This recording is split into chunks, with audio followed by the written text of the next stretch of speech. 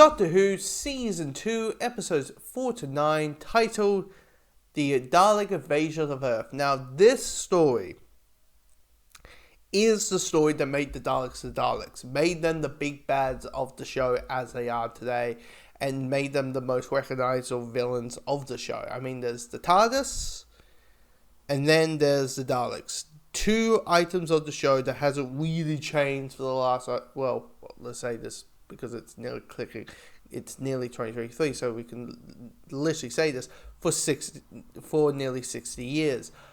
But I naturally thought their first story was the big thing that made them go, oh my god, the Daleks are so popular, let's give them another story, right? Apparently that wasn't the case. It is this story, and I get it. Now, I will say this. Most of the time, because this is a 6-part story, I will, normally with these 6-part stories, I'm like, it's a bit slow in the beginning, or in the middle, or in the end. It takes a while to get into, or something. Or I find problems that you could easily cut that part out, and that's not needed, and all that. But honestly, I think this could easily be 5 episodes versus the 6. So it's 1 episode less. So the story is that the Doctor, Ian, Susan, and Barbara arrive to London. They think that is the London that they remember that, before Barbara and Ian entered into the TARDIS, this is the London they remember, right? But it's a little bit differently. Hell, there's a sign that says, please do not dump bodies in the water. I mean, first things first, you're thinking, why? That's a weird thing. Maybe it's just a weird sign. Maybe some make a practical joke, but it's an interesting thing of please do not throw dead bodies in the water. But so there's a little bit changes and there's weirdness going on, and it's like, oh, I don't remember that here and all that kind of stuff. And then we find out that the planet Earth has been invaded by the Daleks. With a really cool, it's simple but it's effective. The whole idea of a Dalek rising up, coming out of the water. I'm like, okay, that's a neat introduction of these characters, and that's quite cool. And it being the first invasion, I mean, here's the thing: it's the first time that the Daleks have ever invaded the Earth, and for their invasion, it was good. It felt like a war, you know what I mean? It felt truly like a war between humans and Daleks, and how there's a rebellion, and it feels like there's, humans who want to rebel from the Daleks and, have the life that they have, or a version of the life that they had, and go from there. And then you're just thinking, this is really appealing stuff, and the Daleks are really, really appealing. Now, the stuff that I was really, is mostly the stuff in nearly around episode 3, episode 4. The moment they introduce this bomb, and then the Doctor who's being drugged, who are trying to be, because the Daleks are creating robot men, which is literally Cybermen. The Daleks are making Cybermen before Cybermen were even a thing. But they were going to make the Doctor into a robot man, and they drugged him, and he's passed out. He's all dopey. He's all doped up, and he's all that, and he's back on his feet, and then he's back down, and there's a bomb, and I'm like, look, I get it. This is the first companion leave. It is the one that has the speech of, one day, I shall come back. One day, I shall come back. Until then, there'll be no tears, no anxiety.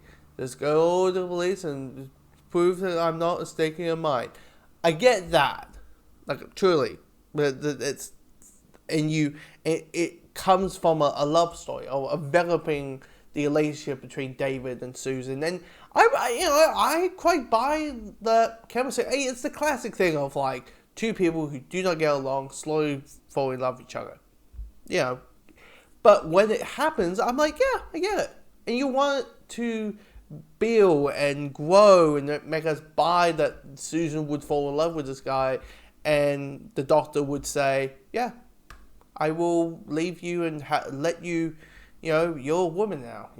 I'll let you wild free and make sure you're not, tagging along with an old silly buffer like me. I mean, here's the thing.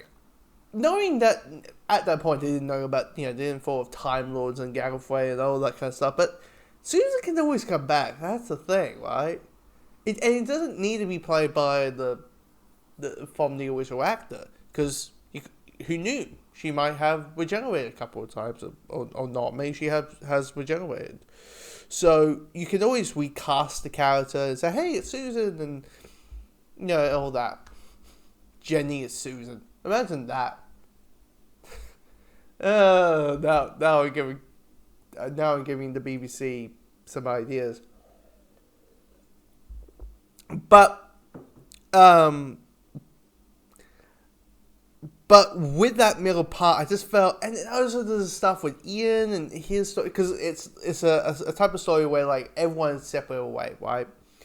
So, Susan and the Doctor are with David, and they have their own story. Ian is with his story, and Barbara's with her story, and they're all split apart, and then at the end they are united once more. And I just felt that Ian's story just felt very lackluster. Like, I just, didn't really care for it. Like, the moment they start fighting what the hell? Was that a monster? Like, what the... Like, that just came out of nowhere, really. Where it's like, here's this giant moth or something, or plant monster. What the hell that meant to be? I didn't understand that. But when we are back with that, when we are back on the main plot of the Daleks, and of course the ending is handled really well. It felt like, yeah, they're saying goodbye to someone. Oddly enough, I always felt like the companion leads, like in my understanding, that the companion leads with the companions in the classic series were always just like, and I'm gone. Bye, guys. Bye-bye. Bye-bye.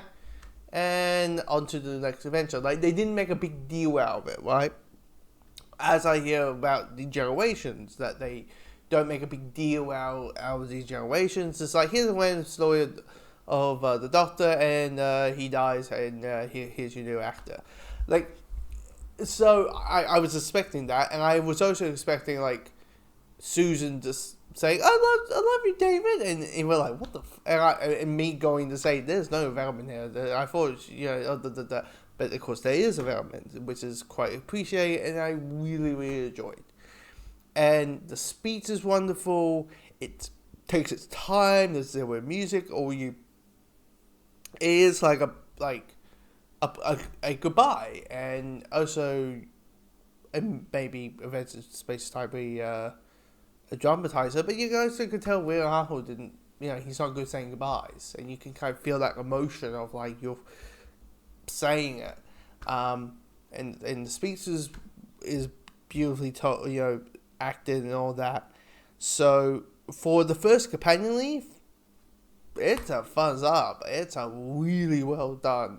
It'll be interesting how long till Barbara and Ian are around.